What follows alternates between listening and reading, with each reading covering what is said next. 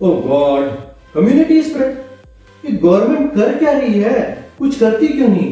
ये भारत की पब्लिक भी ना बहुत लापरवाह है।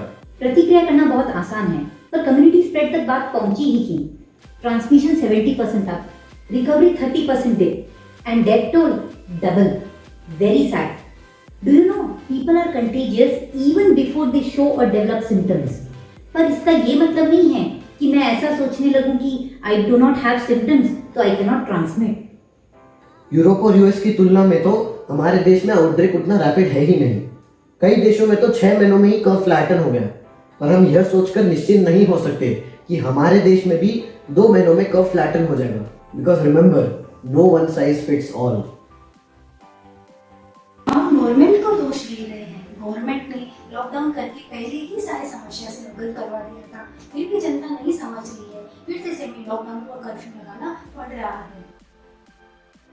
इंडिया के 140 करोड़ के जनता का 1% हिस्सा भी डॉक्टर्स और नर्सेस नहीं है। जो है वो कब तक अपनी हिम्मत बनाए रखेंगे? हमें डॉक्टर, गवर्नमेंट और पुलिस के फर्ज को छोड़ हमें अपना फर्ज अदा करना चाहिए और इस कोरोना वायरस से हम सबको मिलकर लड़ना चाहिए। गरीब जनता जागरूक है, वो मास्क, सोशल डिस्टेंसिंग, सैनिटाइजेशन सब समझती है, पर वे लाचार। वो मास्क, सैनिटाइजर खरीद नहीं सकते और हर वक्त डिस्टेंसिंग मेंटेन नहीं कर सकते। एक छोटे से कमरे में 10-20 लोगों के साथ रहना और एक छोटी सी गली में एक बाथरूम शेयर करना, क्या करें बेचारे? काम पर जाए तो संक्रमण का डर और ना जाए तो भूखे मरने का। पर सभी की हालत तो ऐसे नहीं है। क्या हम गाइडलाइंस फॉलो नहीं कर सकते? लॉकडाउन खुल गया तो क्या हम एक साल के लिए birthday, anniversaries, kitty party, cocktail party मनाना कैंसिल नहीं कर सकते? पहले के जमाने में तो लोग घर के मेंबर्स के बीच घर में ही शादियां नहीं होती थी क्या?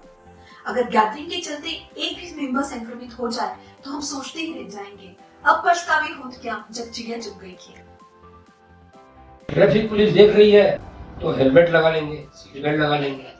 कोई नहीं देख रहा है तो कहीं भी थूक देंगे, नाक साफ कर देंगे, यहाँ तक कि टॉयलेट भी कर देंगे। हम इंडियंस की तो ये आदत सी बन गई है। कोई पकड़ रहा है तो मास्क लगा लेंगे, कोई ठोक रहा है तो डिस्टेंस बना लेंगे। कई लोग तो ये सोचते हैं कि मास्क लगाकर गए तो लोग हमें डरपोक समझेंगे। ये सब करके हम अपने आप को धोखा दे रहे हैं। इससे कुछ नहीं मिलने वाला है सिवाय बर्बादी। जिस तरह देश की सीमाओं पर हमारे जवान दुश्मनों से लड़ रहे हैं, उसी तरह हमारे देश में जो अदृश्य दुश्मन फैल गए हैं, हमें उन्हें अपने घर में घुसने से रोकना होगा। पता है कैसे? जब भी घर से बाहर निकले, जवानों की तरह तैयार होकर निकले, मास्क पहनकर निकले, 2 गज की दूरी मेंटेन करें। जैसे सीमा पर जवान हर पल सतर्क रहते हैं, घर के बाहर आपको भी मास्क नहीं उतारना है, हर पल सतर्क रहना है। घर वापस आते ही सैनिटाइज हो, अच्छी तरह से नहाएं, वरना आप खुद इस दुश्मन को घर ले आएंगे जो आपके परिवार वालों को मुसीबत में डाल सकता है। इस दुश्मन ने हमें आघात किया तो डॉक्टर हमें सिर्फ बचाने की कोशिश कर सकते हैं, गारंटी नहीं ले सकते।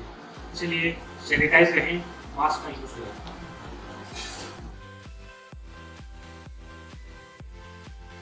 Remember, your safety is in your hands. हमारे वर्कर्स, मेड या स्टाफ हमारे पीछे क्या कर रहे हैं वे नहीं। पर अपने आप को सेफ रखने के लिए अपने सामने जो मेड्स और स्टाफ है उनको तो हम मास्क प्रोवाइड कर सकते हैं। Please donate masks. Many people cannot afford it. हमें ये मानना ही पड़ेगा कि सामने वाला वायरस इफेक्टेड है। Seems impractical, it is not. सोच के देखिए, सामने वाला वायरस इफेक्टेड होगा तो आप क्या करेंगे? आप डिस्टेंस मेंटेन करेंगे, मास्क यूज करेंगे, आप नहाएंगे, आप उसकी दी हुई चीजों को सैनिटाइज करेंगे, राइट? बस आपको यही करना है। अब जब भी बाहर एक्सपोज हो, सोचिए सामने वाला इफेक्टेड है, मेंटेन डिस्टेंस, यूज मास्क। सोचिए, अगर लिटरेट क्लास सारे गाइडलाइंस फॉलो करे तो गवर्नमेंट का काम एक्चुअली आधा हो जाएगा। उन्हें सिर्फ अनएजुकेटेड और पुअर लोगों के बीच जागरूकता फैलानी होगी और सीमित लोगों को ट्रीटमेंट देना होगा। हम सब मिलकर अगर सारे गाइडलाइंस फॉलो करें तो एक्चुअली हम 70% तक ये ट्रांसमिशन को फैलने से रोक सकते हैं और इसी तरह इस कोरोना से आजादी की जंग को जीती जा सकती है। लगातार लोगों के द्वारा लापरवाही बढ़ती जा रही है। याद रहे, अगर यह मामला हाथ से निकल जाएगा तो इसे कोई भी संभाल नहीं सकेगा। यूएस जैसे देश भी इससे हार मान चुके हैं। फिर हम क्या चीज। ब्राजील जैसी हालत से बचने के लिए हर एक व्यक्ति को अपने अपने स्तर पर कम्युनिटी स्प्रेड को रोकना ही होगा। When the cases were less, beds were plenty. We were the best in COVID care. We thought we actually won the war. But friends, the bigger battle has just begun. असली लड़ाई तो अब शुरू हुई है. The cases are increasing, no beds, hospitals denying admission, and you know, the worst comes when you die. You're thrown like a heap of garbage. Friends, please think. Your life, the life of your loved ones, is in your hands.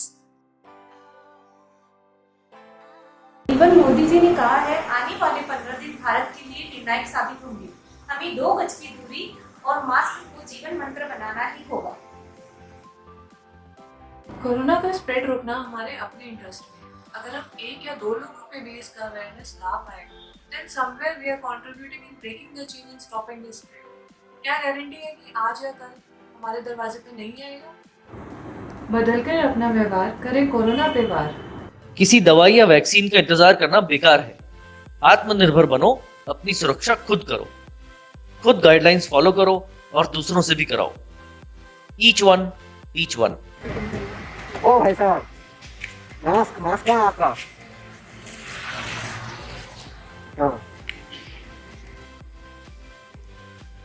भाई साहब, mask कहाँ आपका? Mask ये mask है। आप देखने लगी हो रहे भैया, जरूरी है।